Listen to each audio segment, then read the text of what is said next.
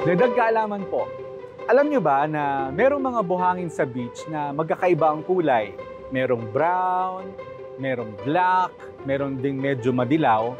Pero alam nyo ba, mas maganda yung mga beach na kulay puti ang buhangin. Pero bakit ba kulay puti ang buhangin sa ibang mga beach? Alamin po natin.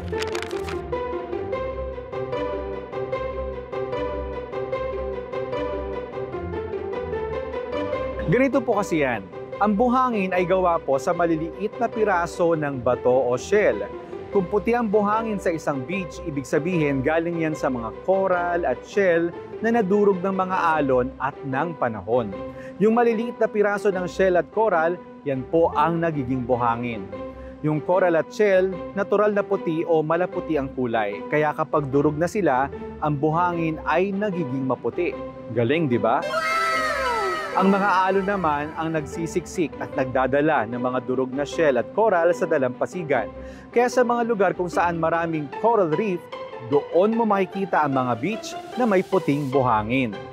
Kaya kung mapansin nyo na puti ang buhangin sa isang beach, alam nyo na, galing ito sa mga coral at shell na binasag ng kalikasan. Galing, di ba?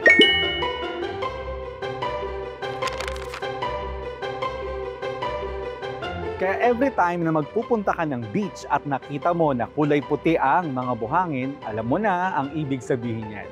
Sana po may natutuhan kayo at lagi tatandaan, mapalad po ang tao na nakakasumpo ng karunungan at ang tao na nagtatamo ng kaunawan.